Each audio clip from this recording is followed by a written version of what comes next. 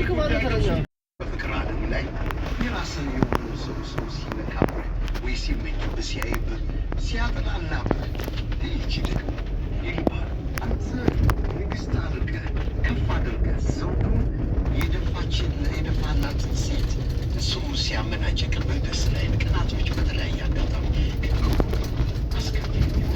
ይህ ደረጃው ያለፈ ራስን መቆጣጠራውን ባለፈው ሲማዬ በሪዞርታችን ተደጋጋሚ ነው ስትገባ ጠብቁ ህይወቷንም የቀማት ሰዎች አሉና በአንዱ ወይም በሌላው ብቻ አሁን እየተፈጠሩ ያሉ ቅናቶች ራስን መቆጣጠር ካልቻልክ ገደቡ ሲያልፍ እንጂ ማንም ሰው አሁን እንዳልከው ኮሴማ ከ6 ወር ጀምሮ አሁን ይህ 6 ወር ልጅ በምን እንደቀናና ጥናቱ የሚያሳየን እሱ ነው። በጡት ይሆናል፣ በተጨማሪ ምግብ ሰጠው ጡት ነጥቀውት ይሆናል። እሱ የሚፈልገው ያቺን የእናቱን እንትን ነው። አንዳንድ ጊዜ ግራዋ ሁሉ ቀብ የሚባል ጡት ለማሳል ጡት። ስለዚህ ከጡት ሲጣል ቅናት፣ ኃይለኝነት፣ አልቃሻነት ከደስታና ከሳቂታ ኃይለኝነትና አልቃሻነት የመለወጥ ነገሮች ይመጣሉ። ግን ሰው የራሱ የሆነውን ነገር በስራም ላይ በውድድር ትቀናለህ።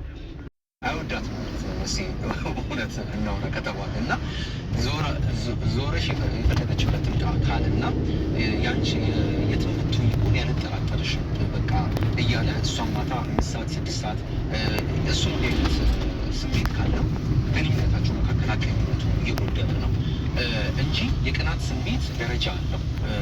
ሰዎች ይሰማቸዋል። ለምን ብሎ አንዳንድ ጥያቄዎች እንዲነሳ ያደርጋል እና በሰዎች መካከል በሚኖራቸው ግንኙነት ውስጥ ይሄ ይፈጠራል።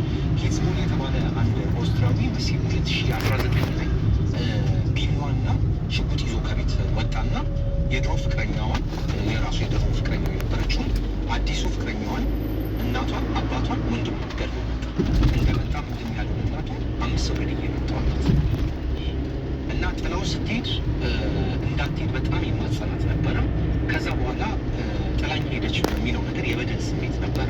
ከዛ ደግሞ አንድ ላይ ሲያያቸው በፍጹም ይህን ቅናቱን መቆጣጠር አልቻለም ነበረ። ከዛ በኋላ የአእምሮ ጤና እክል ሲደረግለት እክል እንዳለበት ተረጋገጠ።